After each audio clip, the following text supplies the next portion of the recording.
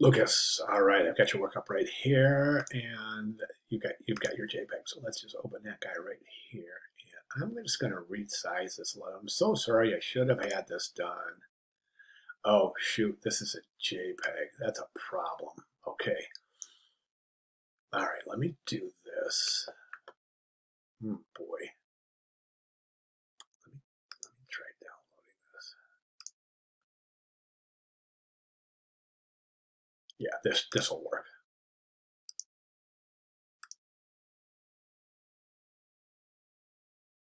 Okay, there it is. I'm so sorry about this. I should have had this set up. Okay, there we go. Okay, design in everyday life. All right, so this is your mega boom. That's great. It's a good choice. It's a good choice. And what we're going to do is we're going to go through the requirements, and I'm going to talk about your layout itself. All right, so the object must be dominant, which it is. I wonder if you could find a color. I mean, this is really, really sterile, really sterile. It's all white and black, so it's super sterile, which is fine if that's what you're going for. That's fine. I get it as a concept. I totally get it. But all I'm saying is you want to find a color speaker. That's great. You can probably incorporate some color into your composition. But the object is dominant. That's great. Object must be shown with somebody using it or interacting with it. We don't have that. Next requirement, must show an image which is the result of somebody using the object. We don't have that. All you have are these two components.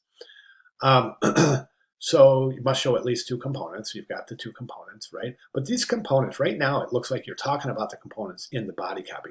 The components should just be mentioned briefly in a caption, okay?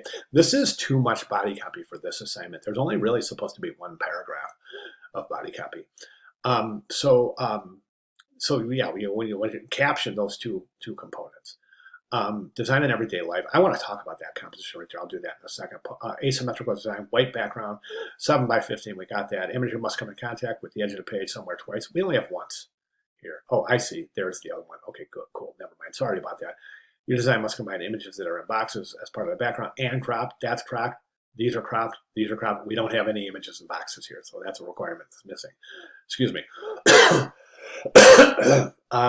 But full color, keep your image dominant. You must use a grid. Okay, so there's a few missing requirements, which means we want you to go to the assignments page and really, really get yourself familiar with exactly what is required.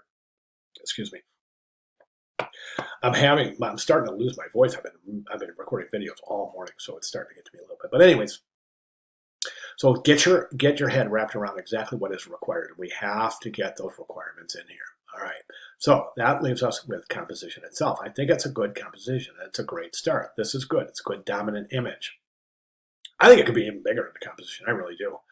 I think we can do some really interesting things. I think the vertical orientation is smart because it's a vertical image. That's great. Okay.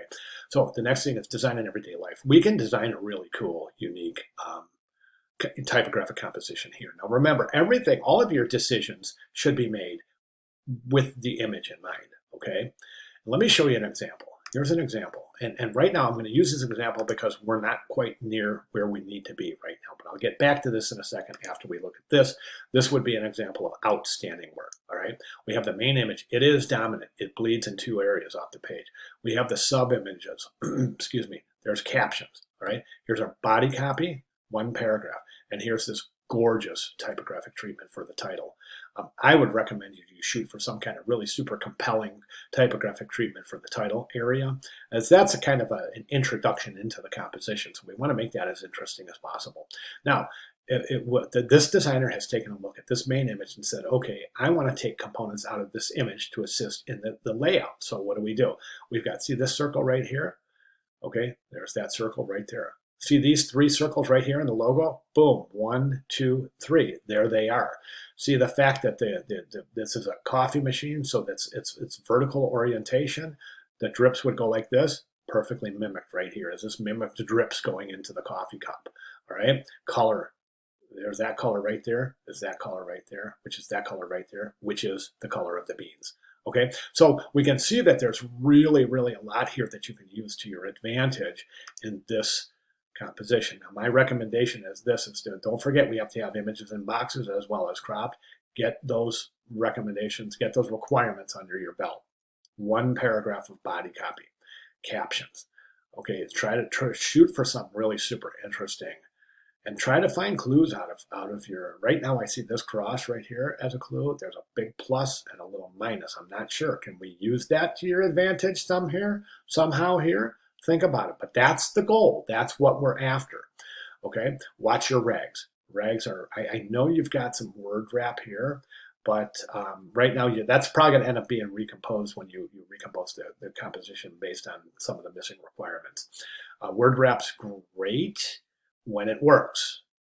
Doesn't always work. These regs need to be adjusted. These regs need to be adjusted. These regs are okay, but could use some adjustment. Now, there's 4 lectures this week. I'm sorry, there's 3 lectures. Each one of them, you've got to go through them and spend some time in there. There's 4 announcements. Each of those announcements has videos in them. My recommendation is to spend a couple hours on the resources. Don't skim through them. Study the resources this week. I promise you, when you study those resources, I mean really study them. I mean really get in there. Spend a couple hours. Get yourself a nice big cup of coffee. Spend a few hours in the course resources. Then come back to your composition for Sunday submission. I guarantee you're going to see things you didn't see before. The resources for this week are phenomenal. This lecture right here is one of the best I've ever seen in terms of mixing or the interaction of words with pictures. This video is great. This whole lecture shows you exactly what to look for in images and how to let those features assist you in your compositional layout. Okay, so again, there are 4 course announcements. There's 3 videos. I'm sorry. There are 4 course announcements with videos, and there are 3 course lectures for week 4. Here's how to adjust your regs, how to justify paragraphs, how to complete assignment 4. Let's get in here and really get down and dirty with those resources. Love to see your recomposition on Sunday. If you want to run anything by me between now and then, please do so, and I'll be glad to take a look at it. Okay, I hope that covers things. If you have any questions at all, please let me know. All right, awesome. Thank you.